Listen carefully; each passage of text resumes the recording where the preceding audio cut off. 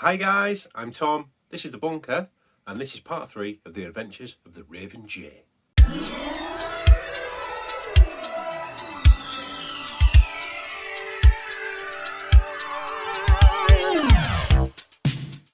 For those of you that are joining us now, we're playing a regular Traveller campaign, which we're really privileged to play at Mongoose Publishing. If you don't know who they are, they're the people that publish Traveller. Kat, our GM, is one of the Mongoose staff. We're having a phenomenal time playing this game. So check out the other parts of our journeys through time and space. Not time and space, that's Doctor Who.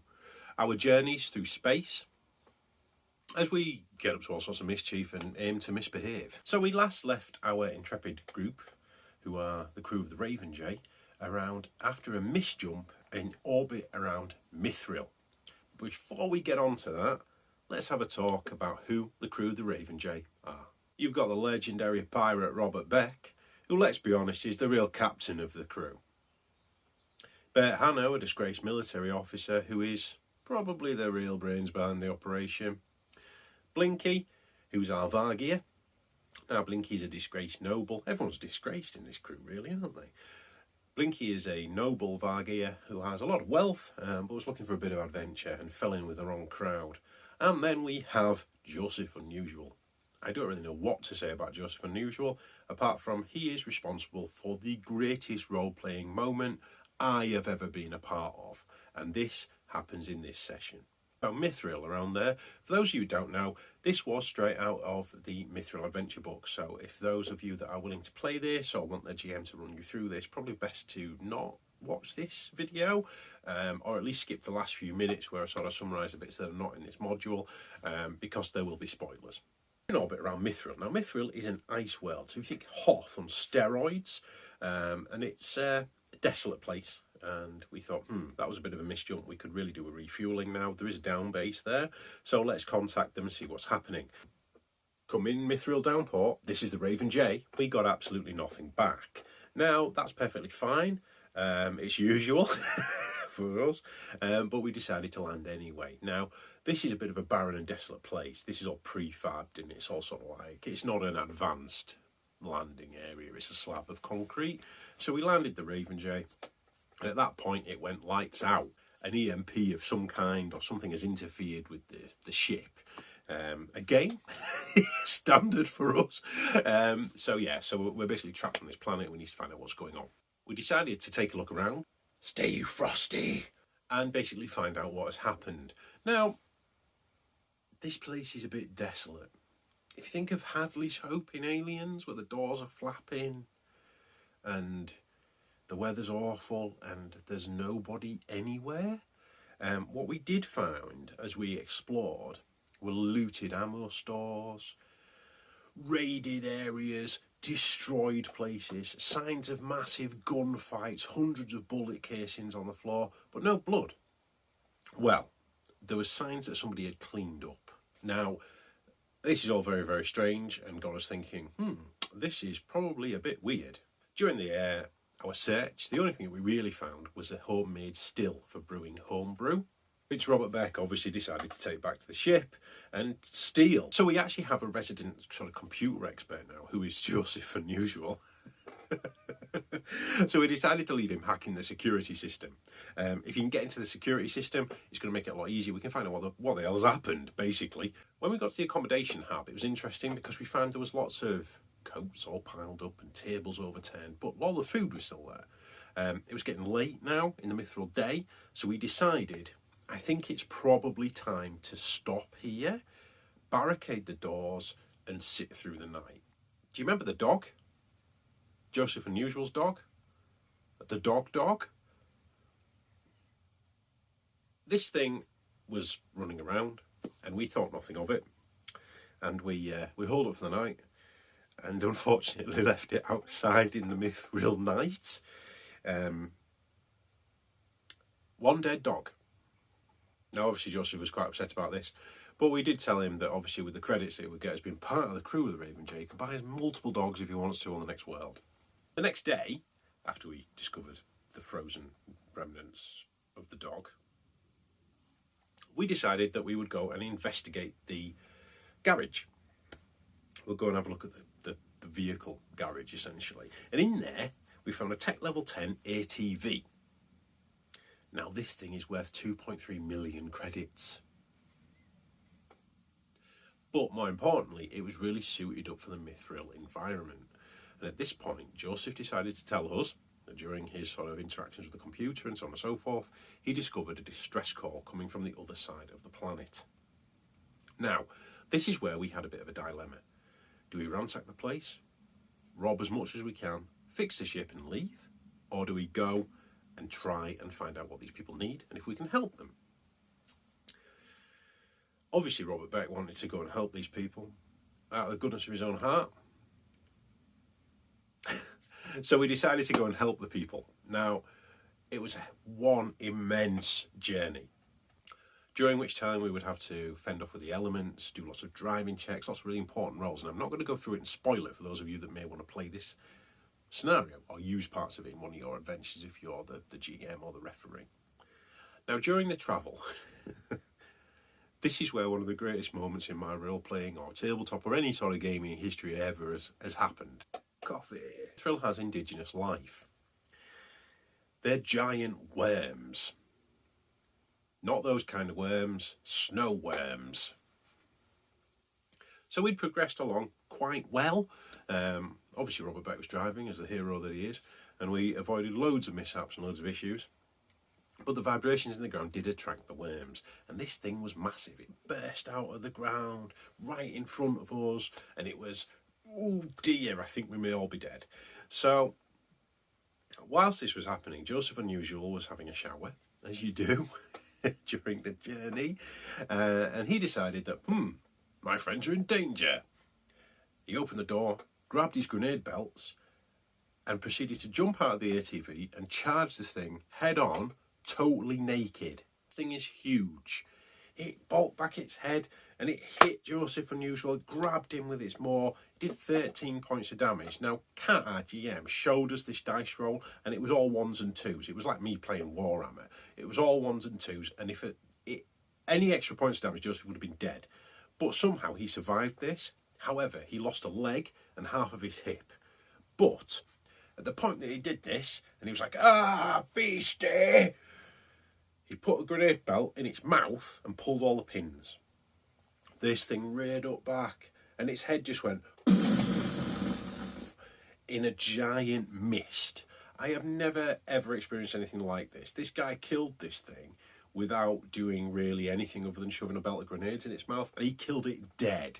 It flopped down, its head was blown off, it was unreal. If there was XP for killing things like Dungeons and Dragons, he would have gone up a few levels for that. It was totally epic. Because he was obviously hit and seriously wounded, but because of what he'd done was absolutely epic, we actually managed to stabilise him, so he wasn't dead. I mean, he was ready to rip the character sheet up and create a new one, but he didn't die. And we managed to somehow, with miraculous medic rolls, keep him alive. Now, it had taken 5.5 days to get to where we needed to go, to get to the source of the signal. And when we got there, it was just a little base, 4 prefab huts. And this guy came out called Eric. Now, Eric was a nice enough chap. Once we decided if we needed to shoot him or not, he was a nice enough chap. And it turns out that him and his family were there as a scientific expedition. They'd found some strange Aslan ruins that he was looking at, but every 2 months there would be an arrival of food and medic from the base, and that hadn't come. So that was why he'd issued the distress, because his air raft was damaged and he couldn't actually go back to the base himself. Fair enough. Now, at this point, obviously, our first priority was Joseph Unusual was in pieces. We asked Eric for his help, and it turned out his wife was actually quite a skilled medic and did a lot of work on helping Joseph Unusual, stemming the bleeding and basically getting to the point where he could have a cybernetic leg added to him. Now, these ruins are 100 to 150 years old, dated. Now, for those of you that don't know Traveller, 150,000 years ago, Aslan shouldn't have been at Mithril. There's no way they should be there. Okay, so that's just an out of context thing. They were not that far spread. We decided to do 2 things. So number 1, we decided to fix Eric's air raft by cannibalising parts of our ATV. Kind of needed to happen, really. And the second thing we decided to was go and take a look at these ruins with him. Do you remember Blinky's black cube that he found off the crazy doctor on that little stop-off world that was looking through a telescope at an area of space? Yeah, now so do we. So when we went into the ruins, we were poking around and, you know, Beck and Hanno were just sort of like pressing buttons and playing around with things and seeing what could happen. And it came up that there was an aperture that you could put something in. And Beck decided to say to Blinky, why don't you stick that cube in there, pal, and see what happens? So he put the cube in and it took it into it and it powered up the entire area. And all of these walls, everything came to life and all this sort of thing. And this thing sort of turned around and projected this hologram of a star system. Now, in this star system was the obvious location of an ancient base or an ancient world. This isn't Aslan, this is ancient. Now, the ancients are about tech level 25 to 35. These boys don't piss about, okay? They are like the ancient power in the universe. As a result of finding this, Eric wasn't going to leave. So this was no longer a rescue mission. This was a how do we deal with supporting this chap who's not going to leave now he's found his life works come to life in front of him. So we came up with a compromise. Now the compromise was quite simple. Do you remember all the food that we should have delivered? But before the mist jump, we just have sat in the cargo bay? We came to a deal with Eric. We'll take your aircraft and we'll leave you 10 tons of food. So you can stay here for months at a time if you want, and we'll drop off a message at the local scout outpost for you when we're next there. He took that quite wholeheartedly because he wanted to stay and research the data. Now we've got communication, we're contacting him, and it's something we're probably going to look at in the future is what is going on with this ancient stuff? What is it and how can we make some serious credits out of it? Now, we went back in the aircraft and we scavenged this base into next week. We took everything we could, robbed everything, panels, metalworking, glass panes, everything you could imagine out of this thing. We stripped it bare. We fixed the ship up and away we went. So the Raven Jay travelled back to Flamoria. Now Flamoria was our original intended target before we had a mist jump and ended up on a god-awful Hoth world of doom. Obviously we had missed our deadline for delivering the cargo that we'd negotiated, but we did manage to barter partial payment for this, which meant that we weren't left in millions of credits worth of debt and people were just going to shoot us on sight. That's a win for us. And what we did, do you remember Monty? So Monty was like this space pirate that I sort of like formed a relationship with, so to speak. He actually had sold the bag of if or if not may have had anagalactics that were worth millions of credits, and he wired us 250,000 credits. Lovely! Now, it was decided with that we should actually now create a ship's fund. Now, the ship's fund in Traveller is essentially an additional party member. So when you split the spoils of an adventure, you give an equal share to the ship's fund, or at least that's what we are going to do now. So 250 grand into the ship's fund means that we can fix the Raven Jay, we can work on the Raven Jay, we can sort things out. And obviously Robert Beck said that he would be the best person to look after this 250,000 credits, but it was decided in the end that maybe Bert Hanno was perhaps a better like-minded person to look after all of the money. So during our downtime on Flamorium, it was the first time we had sort of like got a break really from just the craziness that had been going on. Joseph Unusual found a leg and we let him have some credit so we could buy a new fancy robotic leg, leopard print, and he also learned his first rank in steward, which is amazing. So we now have a steward, so we can actually transport people that expect a bit more of a service than just to be frozen and you may or may not die. Blinky, as our fixer, went out and looked for a bit of work because we thought, well, while we're here, we may as well have some work. I learned, Robert Beck learned how to drive, Bert Hanno started learning how to fly the ship, so we've got another pilot. Blinky went out and decided to look for a bit of work. Now, he found a Vargia bar called the Tropicana. Tropicana, as you can imagine, it was god-awful, glary sort of Vargia stuff and bright colours. He managed to talk to a bartender who said, actually, I have a group of Vargia here that are willing to pay you 100,000 credits to take them into the Vargia Expanse. Now, the Vargia Expanse is a long way away. You're talking 25 plotted and charted jumps in a Jump 2 ship from where we are. So it's a big undertaking, this. But they're willing to just sit there, not cause any issues, and we get 100 grand out of it. So we can have adventures along the way. And we decided, you know what? We'll take that on board. Sure, because that doesn't sound dodgy at all. And there is where we're going to leave it. So really fun, really interesting. It was brilliant again. It's such a good fun. It's such a good game, Traveller. And really, that was a big sort of large proportion of Mission to Mithril. Oh, Christ, I can't remember what it's called. But basically, we were lucky not to die, Joseph and Usual particularly. But now we find ourselves in a position where we have a group of essentially refugees, and we have to decide how and when we're going to get them to the Vargia Expanse. Now, in our next instalment, which will only be in about a week's time, guys, because I've already got it all ready to go, we're going to talk about Pay the Crew of the Raven Jay. Until next time, stay safe, stay well, and happy hobbying.